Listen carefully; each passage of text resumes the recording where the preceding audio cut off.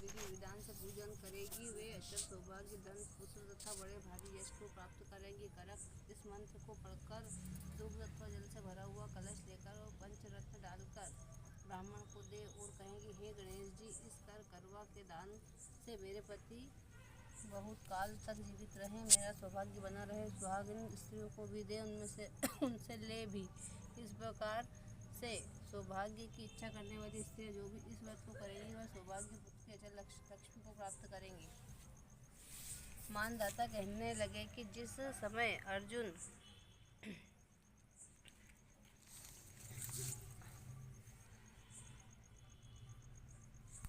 विघ्न डालने अनेक हैं, इस प्रकार चिंता करके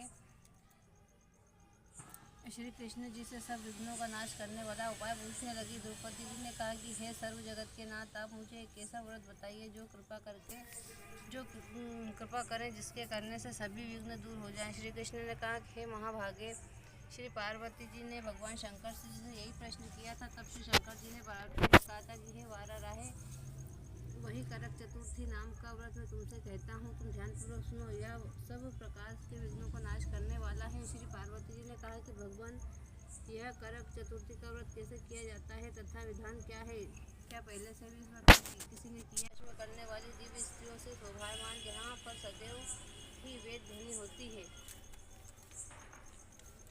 ऐसे स्वर्ग से भी मनोहर परम रमणीक शुक्रप्रस्थपुर में एक वेद लेकर चंद्रमा के उदय होने का बहाना कर दिया।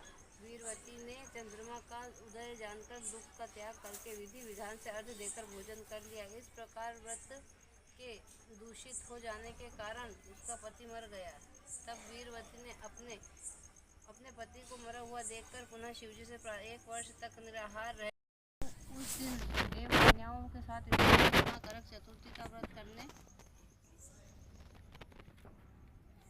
के लिए स्वयं स्वर्ग से वीरवती के पास आई। तब वीरवती ने इंद्राणी से सब बातें पूछी। वीरवती ने कहा, जानती है किस पाप के कर्म से मुझको यह फल मिला है। हे मातेश्वरी, हमारे भाग्य में से आप यहाँ आ गई हैं, तो मेरे यत्न के साथ इस करक चतुर्थी का व्रत करो। तत्पश्चात इस व्रत का प्रभाव से तुम्हारे पति को जीवित कर दूंगी। तो श्री कृष्ण जी कहने लगे कि द्रौपदी इंद्राणी के वचन सुनकर वीरवती ने ध्यानपूर्वक उस व्रत को किया। इस प्रकार करके उसके करक चतुर्थी के व्रत से इंद्राणी प्रसन्न होकर जल के द्वारा अग्नि सिंचित कर उसके पति को जीवित किया, राज्य को प्राप्त किया, जिससे उनका सब दुख जाता रहा। इस संबंध में मैं गणेश जी राजा हरिश्चंद्र जी का इतिहास बताता हूँ, तो सुनिए। पहले समय में अत्यंत प्रतापी क्षत्रिय धर्म जगत पर सत्यवादी और ब्राह्मण भक्त हरिश्चंद्र था।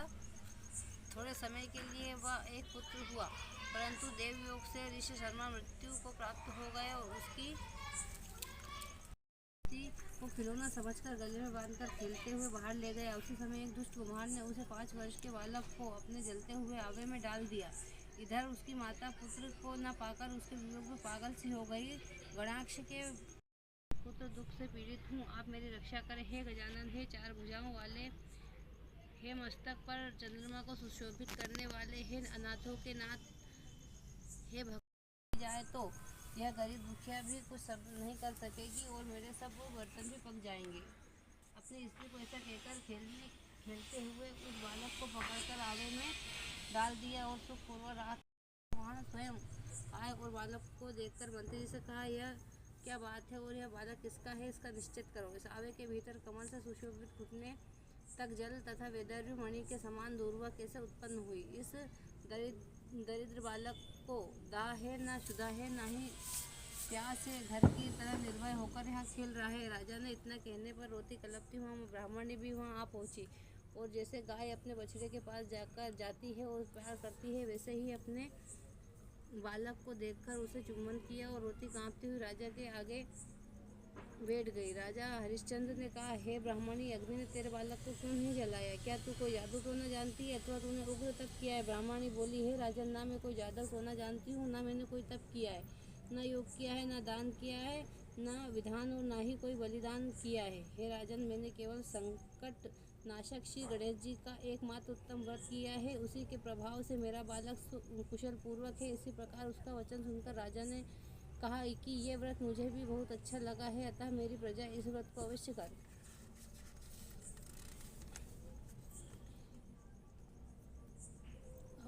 अरे हे युधिष्ठिर, इस प्रकार राजा के उसी पराक्रमी करके कहा कि हे ब्राह्मणी, तू धन्य और तपस्विनी, मेरी प्रजा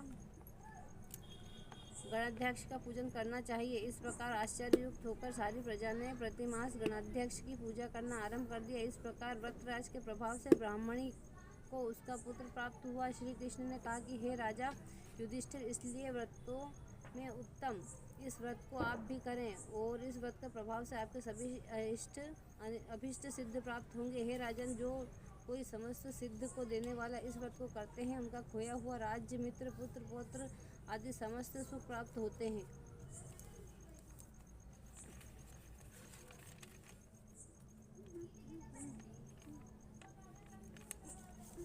शंकर जी बातें कर रहे थे। पहले सतयुग के नल नाम का अति पवित्र चित्त वाला राजा था। उसकी दमयंती नाम के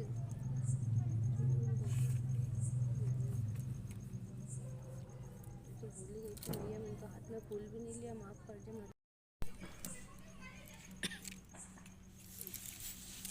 आगे चांद तो ऊपर आएगा, नरे बूढ़ा हो गया चांद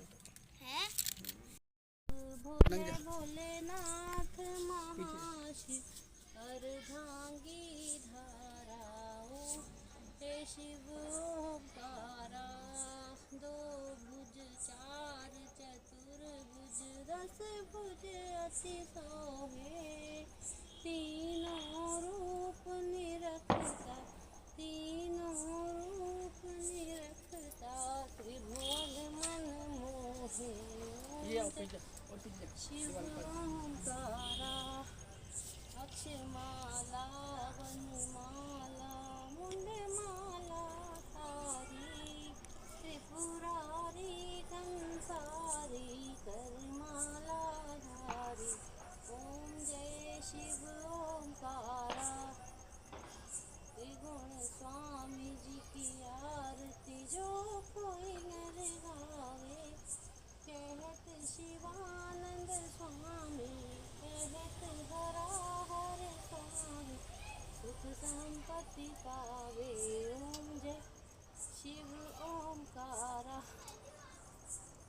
हे शिव ओंकारा, बोले हरे शिव ओंकारा, ब्रह्मा विष्णु सदा शिव अर्धांगी धारा, ओम जय शिव ओंकारा।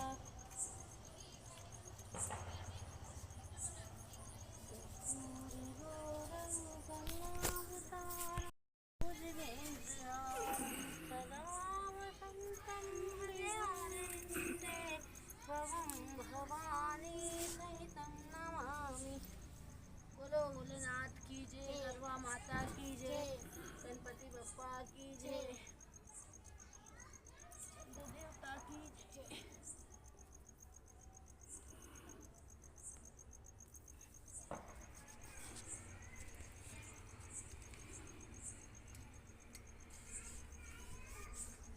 हमें भी बहुत चांद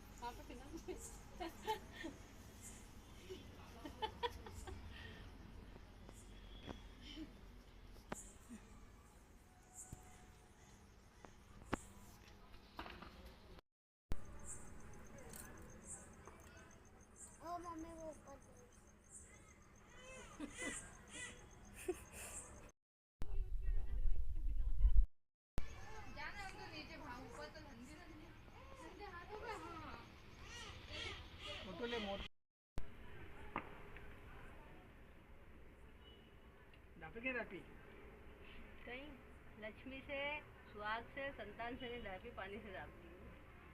रापी की नहीं रापी लक्ष्मी से, संतान से, सुहाग से,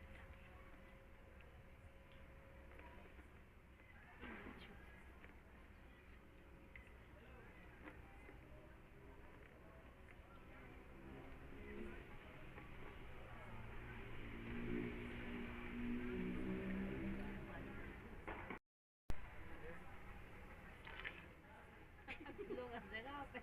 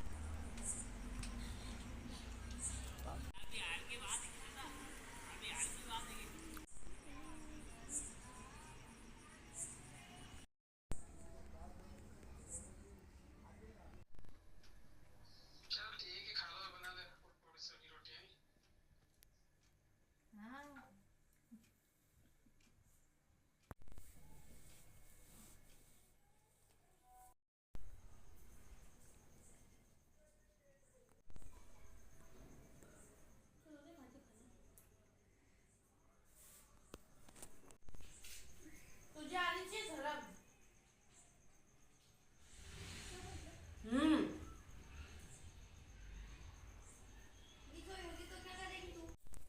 नवरा भी बेचारी का उसका व्रत भी नहीं खुला और मेरी छोरी का ही व्रत था 2-3 महीना का। साल 2 साल